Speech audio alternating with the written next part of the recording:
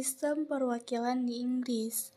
Nah, jadi sistem politik di Inggris ini telah ada ratusan tahun, berbeda dengan sistem presidensialnya. Di Inggris, mereka memakai sistem parlemen. Jadi, kekuasaannya ada di parlemen yang mempunyai dua bagian. Yang pertama, Dewan Rakyat dan juga Dewan Bangsawan. Sistem ini membuat rakyat punya wakil untuk mengambil keputusan politik dan juga membuat undang-undang. Yuk, kita cek lagi gimana sih sistem politiknya di Inggris.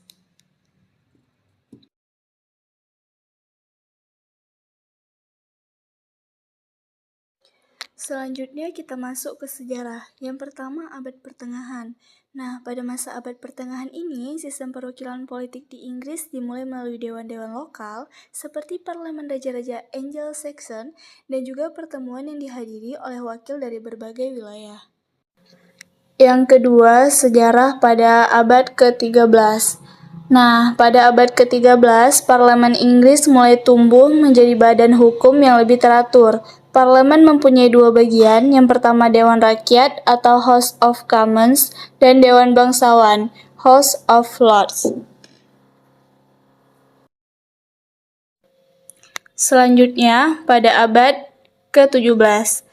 Peristiwa penting dalam sejarah perwakilan politik Inggris adalah Perang Saudara Inggris pada tahun 1642 sampai 1651 yang menghapuskan monarki dan membawa pemerintahan republik yang disebut Persemakmuran Inggris.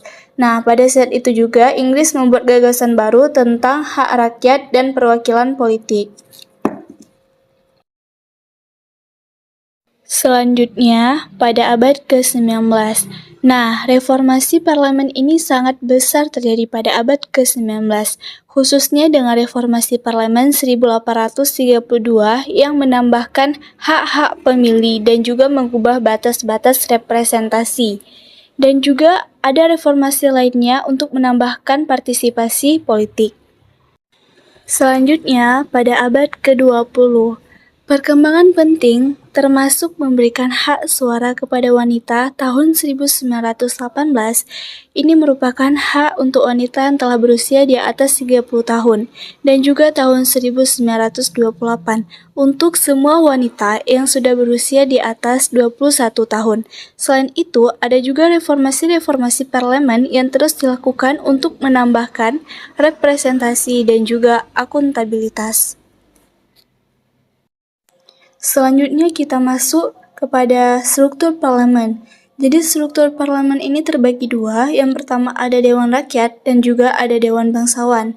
Apa sih Dewan Rakyat itu? Jadi Dewan Rakyat ini adalah dewan yang terdiri dari anggota parlemen yang dipilih oleh rakyat dalam pemilihan umum. Sedangkan Dewan Bangsawan adalah dewan yang terdiri dari anggota yang memiliki jabatan kebangsawanan secara turun-temurun. Nah, dari sini secara turun-temurun ini baik dari anggota gereja maupun beberapa anggota yang diangkat oleh raja sendiri. Peran Dewan Rakyat atau House of Commons. Jadi Dewan Rakyat itu seperti yang saya jelaskan pada slide sebelumnya adalah dewan yang anggotanya dipilih melalui pemilihan umum.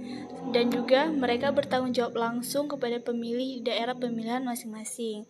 Memiliki peran utama dalam pembuatan undang-undang dan pengawasan pemerintah. Dan juga wakil rakyat di Dewan Rakyat biasanya merupakan anggota partai politik yang memegang mayoritas kursi dan membentuk pemerintahan.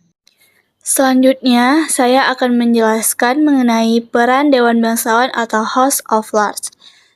Pada slide sebelumnya kita telah membahas apa itu Dewan Bangsawan, yaitu dewan yang anggotanya tidak dipilih melalui pemilihan umum, tetapi sebagian besar diangkat atas dasar pewarisan, baik itu dari jabatan gerejawi dan juga penunjukan langsung. Dewan ini bertindak sebagai forum revisi dan peninjauan undang-undang yang diajukan oleh Dewan Rakyat.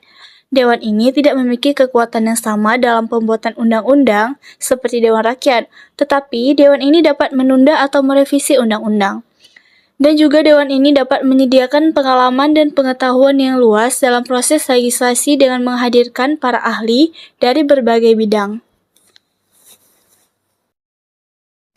Selanjutnya, metode pemilihan anggota Dewan Rakyat.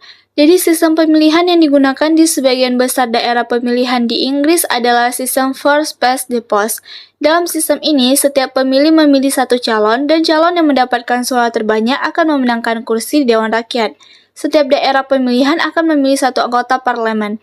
Meskipun sistem ini cenderung menghasilkan pemerintahan mayoritas yang stabil, karena calon yang menang hanya perlu meraih suara terbanyak, bukan mayoritas yang absolut, hal ini bisa menyebabkan distorsi representasi karena calon yang menang tidak selalu mendapatkan mayoritas suara dari seluruh pemilih.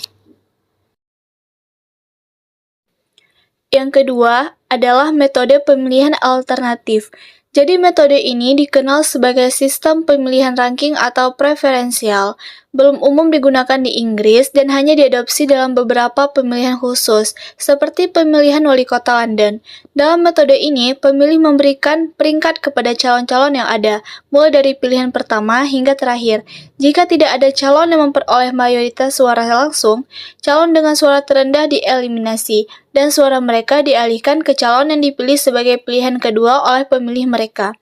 Proses ini terus berlanjut hingga satu calon memperoleh mayoritas suara, memastikan terpilihnya calon yang mendapatkan dukungan mayoritas dari pemilih.